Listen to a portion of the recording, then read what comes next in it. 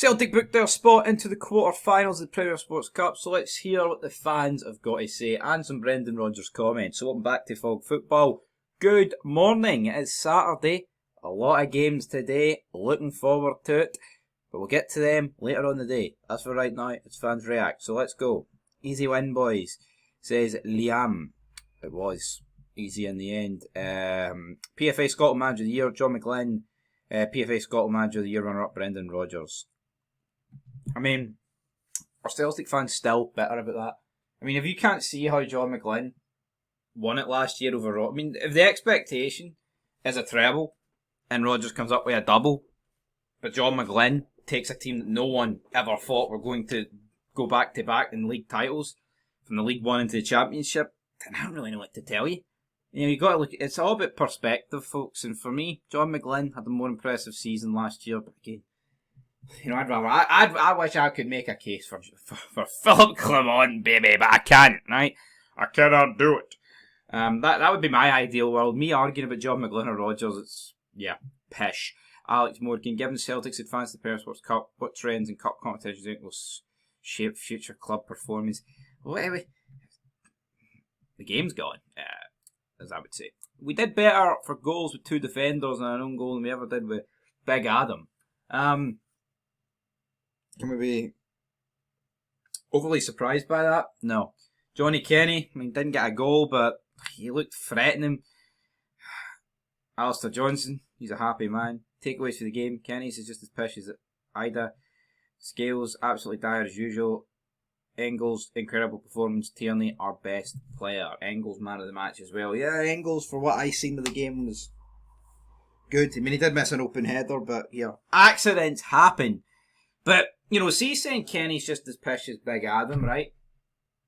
Here, you might think that, but that's bad. That is bad, especially for Adam O'Day, because he's a £9 million man. One of the dearest signings this league's ever seen.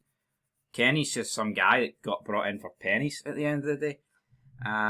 Let's see, unreal performance. Liam Scales, though. Scales getting pelter. Celtic fan group, nice sign. Ida or something. What? Wait a minute. John, if Yang could bring the tenacity and directness that Forrest has, he'd be a superb player. But he doesn't. Right, let's dive into some Brendan Rodgers comments then.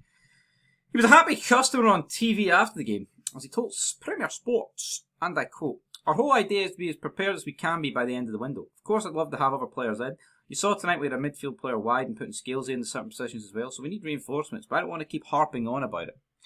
I don't need to beg for players that we need. We work with the players who are here. They're doing great, and hopefully we'll get reinforcements by the end." End of quote. So Brendan Rodgers there. Yeah, I mean, I'm sure he's sick of the transfer questions that keep getting fired at him, but until they actually sign some players, you feel like it's going to happen. But Kieran Tierney, banging in assists. Benjamin Negrin's had a good start to the season. That's all you can really ask for. I mean, there's a few other players making appearances today, but Kieran Tierney's doing what everyone expected Kieran Tierney to do, apart from an injury, which will inevitably happen for him. And I'm actually surprised that he started this game. I thought this Falkirk game at home, Parkhead in the Cup, I thought that screamed of just, here, we'll rest Tierney and we'll rest him for the Champions League games. But Celtic, they've won 2 games in the league. I mean, a mixed bag of a pre-season, but 2 games in the league, advanced in the Cup. Up next, it's upper level Champions League playoff where the big boys play, make or break. You either get Champions League or you get Europa League.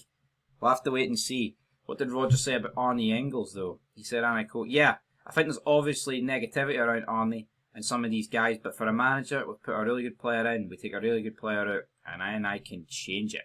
And it's absolutely great for the squad. His attitude is great. He tired a little bit of looseness towards the last 5-10 minutes, but his quality from his set piece and his general work rate and intensity was great. He's a boy that gives everything.